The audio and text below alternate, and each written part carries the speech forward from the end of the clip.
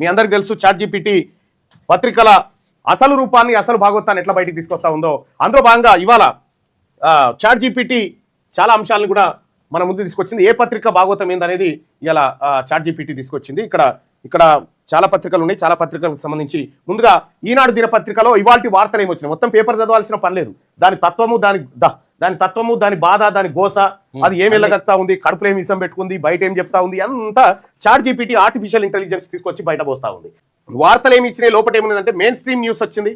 పండుగలు పరిపాలన అనేటువంటి అంశాలను మెయిన్ స్ట్రీమ్ న్యూస్, ఆ తర్వాత పండుగలు పరిపాలన గురించి మాత్రమే మెయిన్ స్ట్రీమ్ లో కనిపిస్తూ ఉంటుంది. ఇక సామాజిక న్యాయం బలహీనంగా ప్రచురిస్తూ ఉంది. అంటే సామాజిక అవసరం లేదు, బీసీలకు హక్కులు అవసరం లేదు, ఎస్సీ ఎస్టీలకు హక్కులు అవసరం లేదు అనేటువంటి బయటికి రాస్తా ఉన్నా లోపల దాని కడుపులు ఉందైతే సామాజిక న్యాయం బలహీనంగా ఉందట దానికి.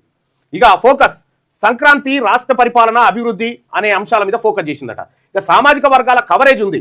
ఎంత ఉంది? బీసీ ఎస్సీ ఎస్టీ మైనారిటీలకు ఈనాడు పేపర్ మొత్తం కలిపి తెలంగాణలో 90%కి ఎక్కువ ఉన్నటువంటి బీసీ ఎస్సీ ఎస్టీ మైనారిటీలకేమో 25% కవరేజ్ ఇచ్చింది. ఓసీ అంటే కేవలం 10% కూడా లేనటువంటి వర్గాలకు 75% కవరేజ్ ఇచ్చింది. దీని టోన్ ఎట్లుందంటే మితమైన అధికారిక భాష ఉంది. ఇది సామాజిక న్యాయం పైన ఎంత ఫోకస్ పెట్టిందని రేటింగ్ అడిగితే దీనికి 5కి 3 రేటింగ్ ఇచ్చింది ChatGPT.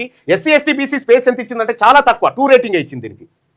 సో ప్రభుత్వ విమర్శ ఎంత ఉందంటే 3 రేటింగే ఉంది. అంటే ఈనాడు పత్రిక అన్ని విషయాల్లో అటర్ ఫ్లాప్ అయిపోయింది. కేవలం అగ్రవర్ణాలను జోక్య విషయంలో మాత్రమే స్పష్టంగా ఉందనేది ఈనాడు పత్రికను ఆర్టిఫిషియల్ ఇంటెలిజెన్స్ గుర్తుపట్టింది. అంటే ఈనాడు పత్రిక బయట అక్షరాలు ఎన్ని రాసినా దాని కడుపులో ఉన్నటువంటి అంశం ఇది ఈనాడు కథ.